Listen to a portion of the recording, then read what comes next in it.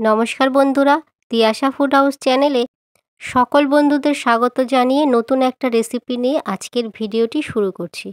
আজকে আমি আপনাদেরকে তৈরি করে দেখাবো পেঁপের পনির। আর এই পেঁপে দিয়ে পনির কিভাবে তৈরি করা হয় সেটাই আমি আজকে আপনাদের সঙ্গে শেয়ার করব। হ্যাঁ বন্ধুরা, আর এই পেঁপের পনির খেতে এতটাই টেস্টি আপনারা বুঝতেই পারবেন না যে এটা আসল পনির না পেঁপে দিয়ে তৈরি। গরম ভাতের সাথে যদি এই পেঁপে দিয়ে তৈরি পনির তরকারি থাকে তাহলে অন্য রেসিপির আর কোনো দরকারই পড়বে না। এই রেসিপি দিয়েই এক থালা ভাত খাওয়া হয়ে যাবে। আর আশা করছি আজকের ভিডিওটি স্কিপ না করে আপনারা পুরো ভিডিওটি দেখতে থাকুন, আপনাদের অবশ্যই ভালো লাগবে। পেঁপে দিয়ে পনির তৈরির জন্য আমি পেঁপে নিয়েছি, এরকম বড় সাইজের একটা পেঁপে নিয়েছি। প্রথমে পেঁপে ভালো করে ছুলে নেব। আমি পেঁপেটা বটি দিয়ে ছুলে নিচ্ছি। পেঁপে বটি দিয়ে ছুলে এনেছি। এবারে পেঁপেটা টুকরো টুকরো করে কেটে নেব। তার জন্য আমি একটা ছুরি নিয়েছি, আপনারা এটা বটি দিয়েও কেটে নিতে পারেন। ছুরি দিয়ে প্রথমে পেঁপেটা আমি অর্ধেক করলাম, তারপরে কেটে নেব। পেঁপে থেকে দানাগুলো ফেলে দিয়েছি। এবারে আমি টুকরো টুকরো করে পেঁপেটা কেটে নেব।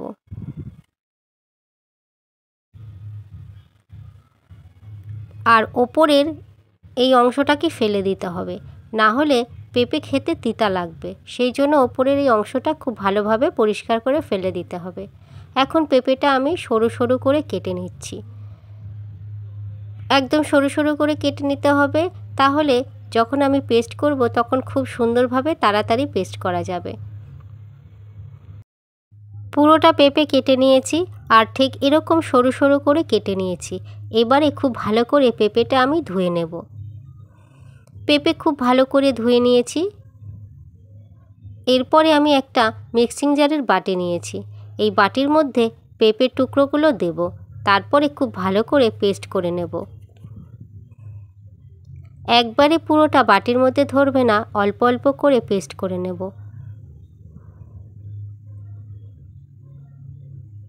এবারে মিক্সিং জারের বাটির ঢাকনাটা বন্ধ করে ভালো করে পেস্ট করে নিচ্ছি। আর এই দেখুন বন্ধুরা, পেঁপে খুব ভালো করে পেস্ট করে নিয়েছি। তবে পেঁপে যখন আমি পেস্ট করব তখন একদম জল দেব না, জল ছাড়া পেস্ট করতে হবে। একদম মিহি পেস্ট করে নিতে হবে, গোটা গোটা থাকলে হবে না, খুব ভালোভাবে পেস্ট করে নিতে হবে। সব পেঁপে পেস্ট করা হয়ে গেছে। এবারে এই পেঁপে দিয়ে পনির তৈরির জন্য কিছু উপকরণ দিতে হবে।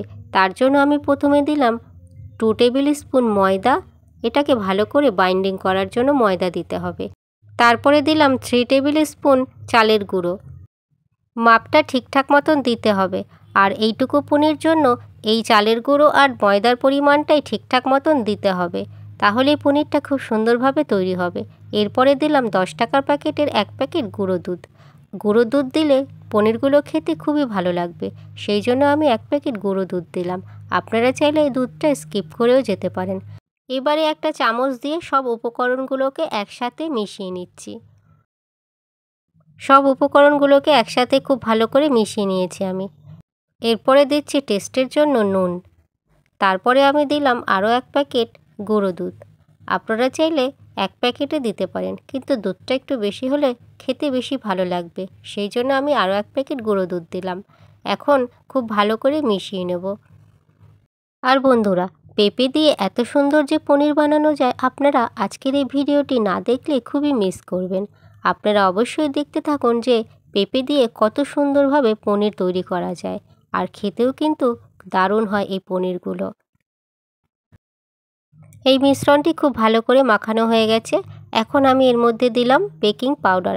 আপনারা চাইলে বেকিং পাউডারের পরিবর্তে খাবার সোডাও দিতে পারেন। বেকিং পাউডার দিয়ে কিন্তু এটাকে আর বেশিক্ষণ রাখা যাবে না, কিছুক্ষণ পরেই পনির তৈরি করে নিতে হবে। বেকিং পাউডার দিয়ে খুব ভালো করে আমি মিশিয়ে নিচ্ছি। এরপর আমি একটা স্টিলের থালা নিলাম। এই থালার মধ্যে কিছুটা রিফাইন তেল দিলাম, আর তেলটা পুরো থালার মধ্যে খুব ভালো করে মাখিয়ে নিতে হবে। এরকমভাবে আমি আঙুল দিয়ে খুব ভালো করে তেলটা মাখিয়ে নিচ্ছি। আপনারা চাইলে তেল ব্রাশও করে নিতে পারেন। আর তেল দেওয়াতে পনিরগুলো খুব সুন্দরভাবে উঠেও যাবে। এখন আমি পুরো মিশ্রণটি থালার মধ্যে দিয়ে দিচ্ছি।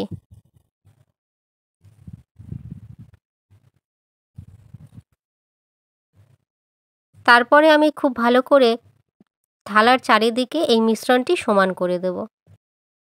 থালার চারিদিকে পুরো ভালোভাবে সমান করে দিতে হবে, যাতে কোথাও উঁচু নিচু বা এবড়ো খেবড়ো না থাকে। এবারে আমি হাত দিয়ে খুব ভালো করে সমান করে দিচ্ছি। চামচ দিয়ে খুব একটা ভালো সমান হচ্ছিল না, তার জন্য আমি এখন হাত দিয়ে সমান করে দিচ্ছি। এখন আমি এটাকে দিয়ে পনির তৈরি করব। তার জন্য কড়াইতে আমি আগে থেকেই জল বসিয়ে দিয়েছি আর কড়াইয়ের ওপরে একটা স্ট্যান্ড বসিয়ে দিয়েছি।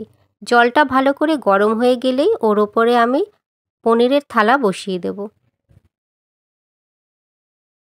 এবারে একটা ঢাকনা দিয়ে 20 মিনিটের জন্য ঢেকে রেখে দিলাম। 20 মিনিট পরে আমি এখন ঢাকনা সরিয়ে নেব। এবারে আমি দেখে নেব একটা আঙুল দিয়ে। যখনই দেখব আঙুলে কিছু লাগছে না, তখনই বুঝে নিতে হবে পনির একেবারেই রেডি হয়ে গেছে। তারপরে আমি নামিয়ে ঠান্ডা করে নেব। পুরোপুরি ঠান্ডা করে নিয়েছি। এবারে আমি টুকরো টুকরো করে কেটে নেব পনিরগুলোকে। তার জন্য একটা ছুরি নিয়েছি আর ছুরি দিয়ে প্রথমে এরকম লম্বালম্বিভাবে কেটে নেব। তারপরে এদিক থেকে কেটে আমি চৌকো সাইজ করে পনিরটা কেটে নিচ্ছি। আর এখন আমি দেখিয়ে দিচ্ছি যে পনিরগুলো কত সুন্দরভাবে তৈরি হয়েছে আর থালা থেকেও কত সুন্দর উঠে এসছে। তাহলে বন্ধুরা, আপনারা দেখতেই পেলেন পনিরটা কত সুন্দরভাবে উঠে এসছে আর কত দারুণ তৈরিও হয়েছে। আর বন্ধুরা, আপনারা দেখতেই পাচ্ছেন পেঁপে দিয়ে যে এত সুন্দর পনির বানানো যায়, তবে দেখলে মনেই হবে না যে এটা আসল পনির না পেঁপে দিয়ে তৈরি করা পনির। আপনারা কিন্তু বাড়িতে অবশ্যই পেঁপে দিয়ে এইভাবে পনির তৈরি করে নেবেন, দেখবেন খুবই ভালো লাগবে খেতে। এইভাবে আমি সবকটা পনির কেটে নেব। সবগুলো পনির আমি কেটে নিয়েছি। এরপরে এই পনিরগুলোকে ভেজে নেব। আর আপনারা দেখে নিন পনিরগুলো কত সুন্দরভাবে তৈরি হয়েছে, পুরো একদম সত্যিকারের পনিরের মতন। পনিরগুলো ভেজে নেব, তার জন্য কড়াইতে আমি দিয়ে দিলাম রিফাইন তেল। আপনারা চাইলে সর্ষের তেল দিয়েও রান্নাটা করে নিতে পারেন। তেলটা গরম হয়ে গেলেই এক এক করে সব পনিরগুলো তেলের মধ্যে দিয়ে দেব ভাজার জন্য। এবারে খুব ভালো করে পনিরগুলো ভেজে নেব আর গ্যাসের ফ্লেমটাকে মিডিয়ামে রেখে ভেজে নিতে হবে, তাহলে খুব ভালো করে পনিরগুলো ভাজা হবে। আর একদম পনিরের মতন এই পেঁপের পনিরগুলো ভেজে নেব। এছাড়া আপনারা দেখতেই পাচ্ছেন পনিরগুলো খুব সুন্দরভাবে লাল করে ভাজা হয়ে গেছে। এইভাবে লাল করে পনিরগুলো ভেজে নেব আমি। এক পিঠ ভাজা হয়ে গেছে, তাই এখন আর এক পিঠ উল্টে নিচ্ছি। পনিরগুলো খুব সুন্দর করে ভাজা হয়ে গেছে। এবারে পনিরগুলো আমি নামিয়ে নেব।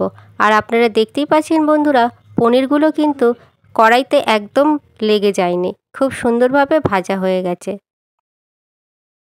এবারে ভেজে রাখা পনির রান্না করে নেব। তার জন্য কড়াইতে আমি তেল দিলাম আর ওই তেলের মধ্যে ছোটো চামচের 1 চামচ জিরা ফোড়ন দিচ্ছি, দিলাম 2টো তেজপাতা আর গরম মশলার মধ্যে দারচিনি, লবঙ্গ, এলাচ রয়েছে।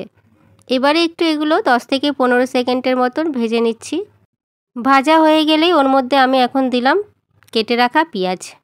পেঁয়াজটা প্রথমে খুব ভালো করে ভেজে নিতে হবে, একদম লাল লাল করে ভেজে নেব।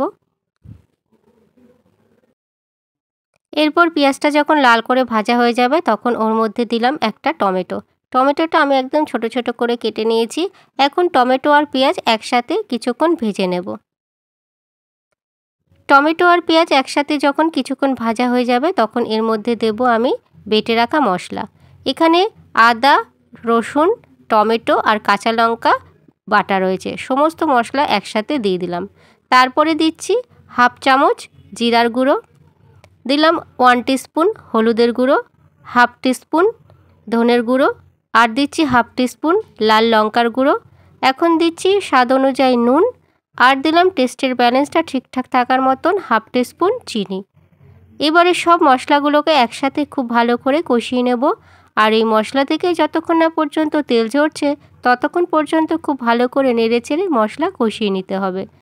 মশলা কিছুক্ষণ কষিয়ে নেওয়ার পরে দিচ্ছি এখন মশলার বাটিটা ধুয়ে জল, যাতে এই মশলাগুলো পুড়ে না যায়। সেই জন্য একটু জল দিয়ে মশলা কষিয়ে নিচ্ছি, এতে কষানোটাও ঠিকঠাক মতন হবে আর পুড়েও যাবে না।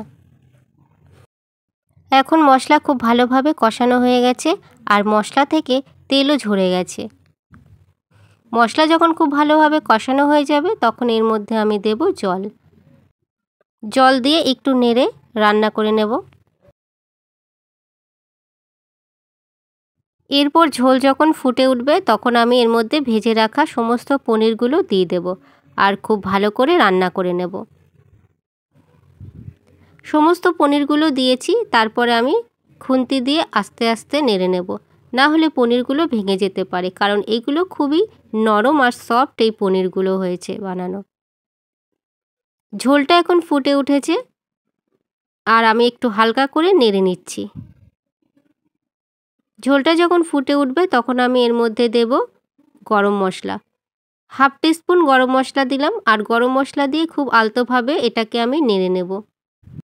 গরম মশলা দিয়ে 15 থেকে 20 সেকেন্ডের মতন এটাকে ফুটিয়ে আমি রান্না করে নেব। তারপর নামিয়ে গরম গরম ভাতের সাথে পরিবেশন করব। তাহলে বন্ধুরা, আজকের এই পেঁপে দিয়ে পনিরের রেসিপিটা যদি আপনাদের ভালো লাগে, লাইক অবশ্যই করবেন। এছাড়া কেমন হয়েছে সে বিষয়ে কমেন্ট করে জানিয়ে দেবেন আর রেসিপিটা বন্ধুদের সাথে শেয়ার করে দেবেন।